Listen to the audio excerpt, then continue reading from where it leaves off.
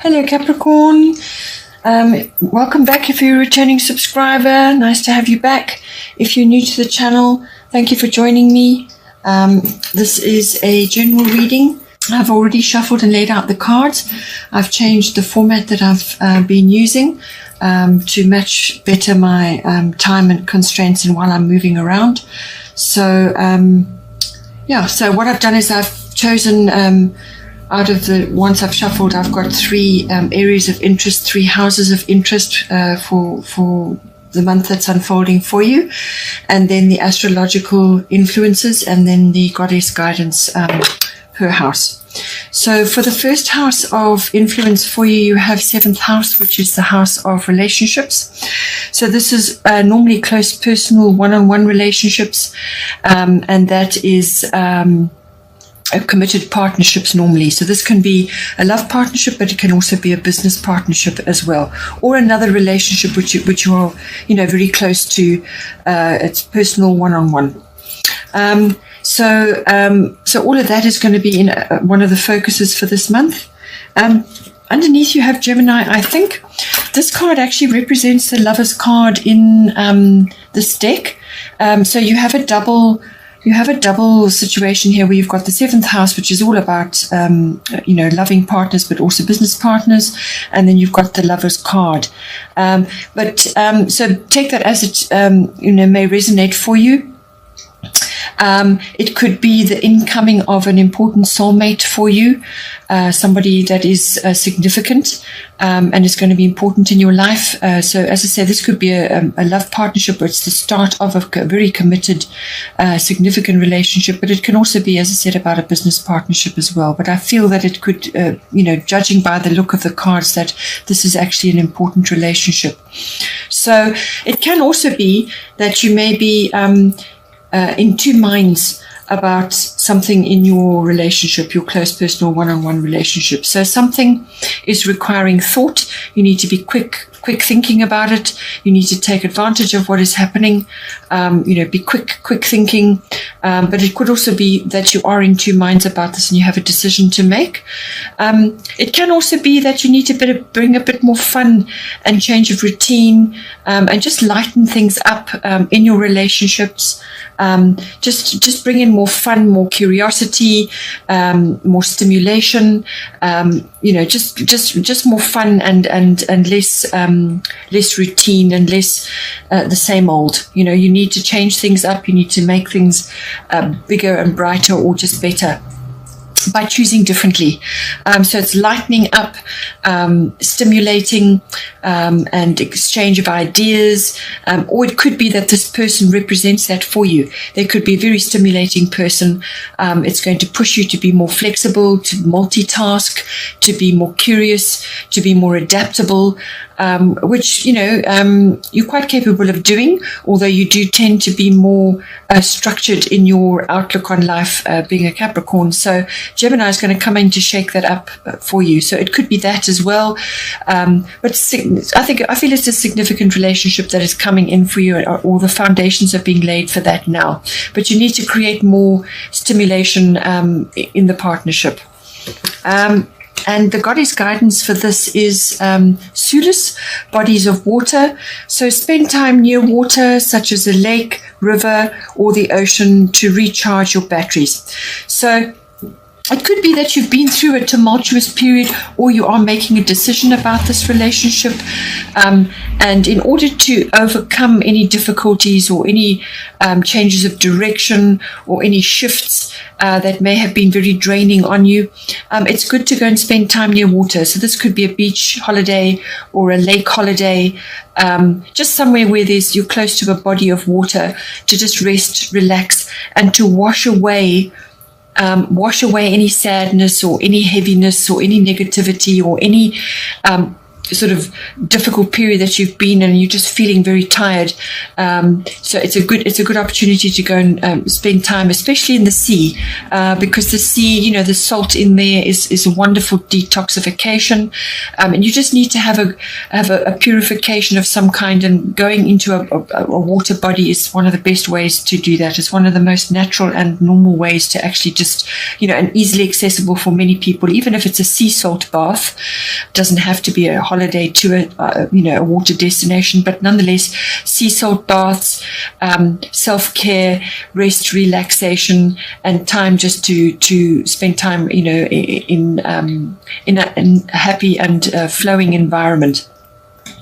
And that could be for you and your partner, or it could be for you in preparation for this partnership coming in, just to cleanse and detox and to purify your energy, so that you go into the relationship or into the partnership with a clearer focus and a clearer, you know, your energies are clear. So then following on from that, another area of interest for you will be the 12th house. This is the house of escape.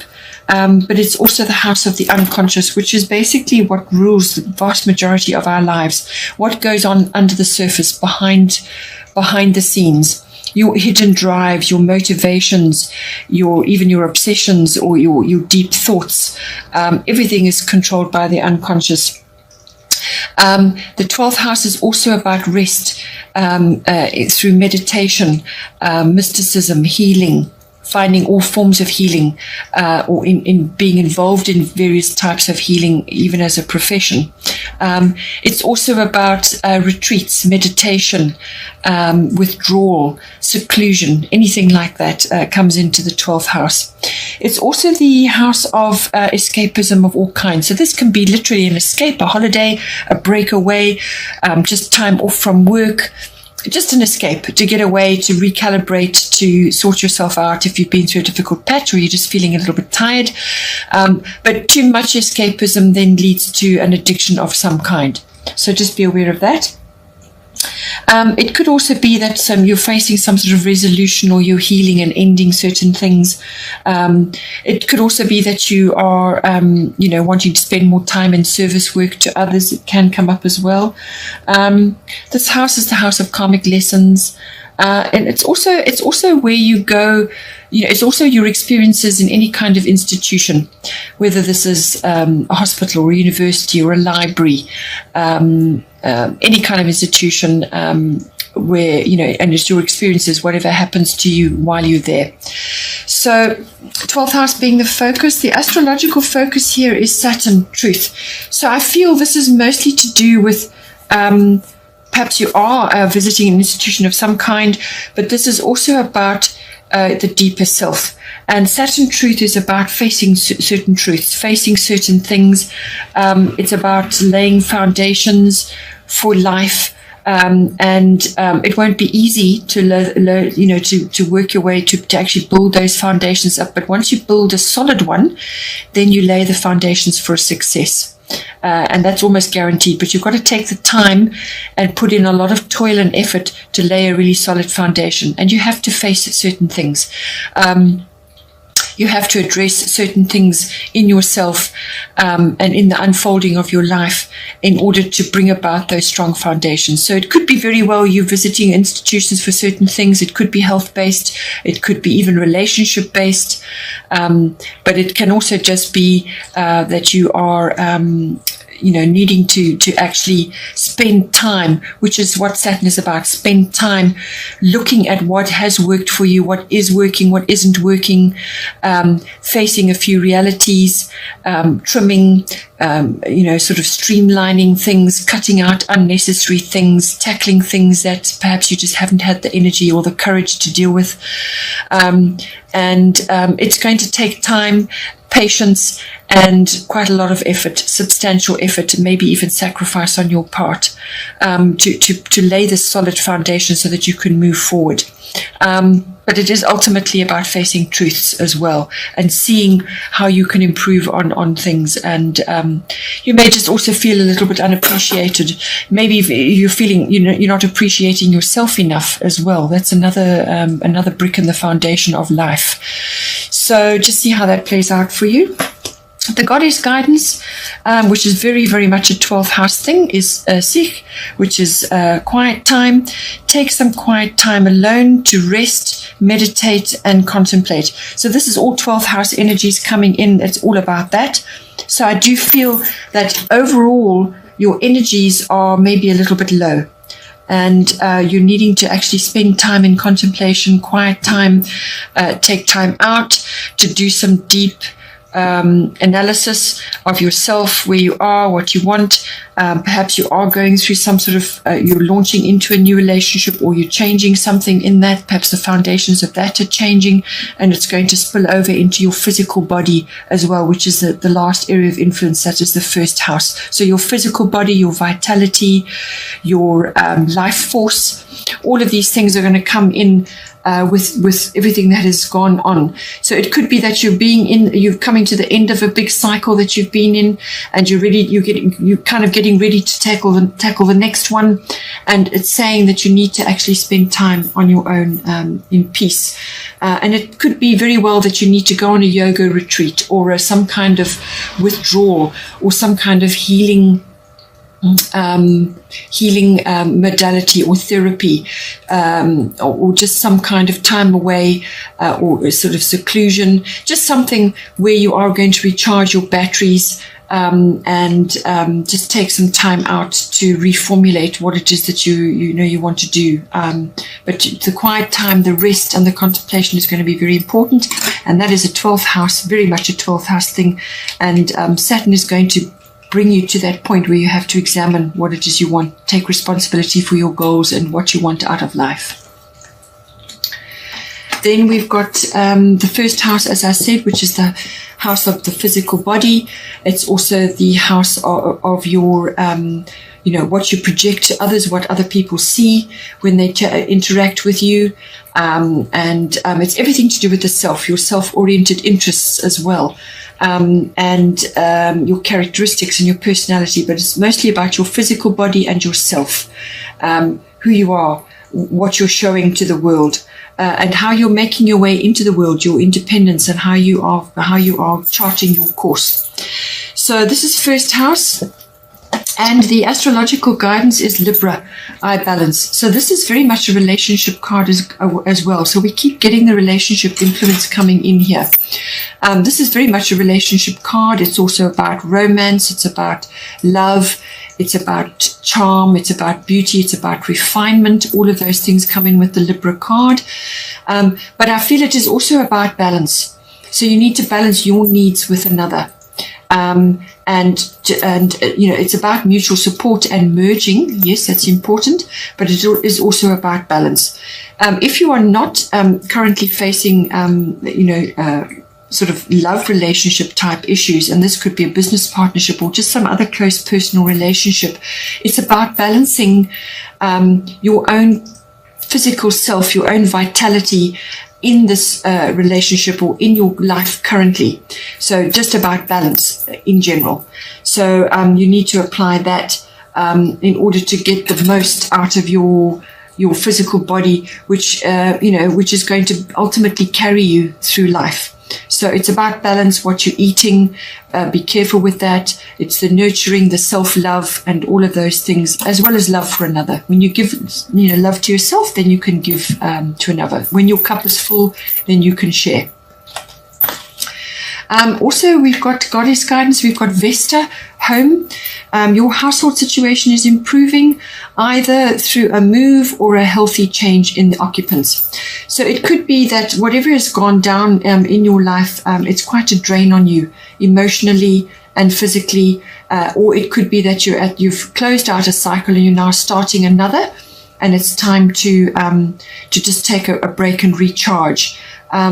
And with this card, as I said, it could very well be that you've relocated or you are changing something in your home life, and that is affecting your physical body. It could be enhancing your life force, and it could be somebody, a new person, a relationship coming into your life, which is going to stir things up. And I do feel that is the case, especially with the Gemini card under your partnership house. This person is probably very stimulating, and it's going to shift a lot of things for you. It's going to be important, significant relationship coming in for you. Then at the bottom of the deck for this astrological influence, we have Saturn return age, another Saturn card. Saturn is the ruler of Capricorn, so you're very well acquainted with that. Saturn return age, this is about hindsight. This is about wisdom through knowledge of the past. So you can look back at the past, but you mustn't live there. You take what you need from it and you move on. It's very much a course correction card, this. What are you releasing and redirecting in your life? What are you changing to meet your needs now? So this is kind of a reflective card. I should have done, could have done, was meant to do, all of those things. What is it that you're looking back and thinking, well, maybe I should have done this, or you're now seeing the results of something that you didn't take responsibility for further back, or you are just looking back with hindsight and course correcting at this time. So it's also to do with age, the physical body itself. So this is all the hard things in the body, the teeth, the bones, your skeletal structure, the tendons, the ligaments, all of those things maybe needing a bit of some care and attention, particularly teeth and bones. You may need to be going to through the 12th house healing, visiting various healing modalities in order to assist you through that, or just getting your teeth seen to. All these things come up with Saturn return age. And you had Saturn earlier on as well. So watch your calcium levels, your magnesium levels, your vitamin D levels, and so on. Get good quality care in that to support your body as you move forward now, because that is clearly an issue for you. It's also, as I said, very much about a redirection card. So this is about gaining freedom and knowledge about what you want to do with your life now. So reassessing your goals, and there's freedom in that. Because as soon as you do that, as soon as you allow yourself to now change direction or to course correct, then suddenly doors start to open for you. And then the bottom of the deck for Goddess Guidance is Una. Easy does it. There is no need to hurry or force things to happen. Everything is occurring in perfect timing. So this is about not worrying too much about outcomes, your life purpose, all these big plans and dreams and things that you want to put into place now. You need time to rest. You need time to reformulate. You need time to just let things flow by themselves. Let the universe assist you, and just go about things in an easy does it type of fashion, because everything is working out, and that you can't be interfering too much in this process. Just let things go for now, and not be too overly concerned about outcomes at this time, because you have the guidance and you have the backing, and things are unfolding as they should be. Okay, Capricorn, I hope you enjoyed that. Please don't forget to like and share, or like and subscribe, and take care, and I will see you next time.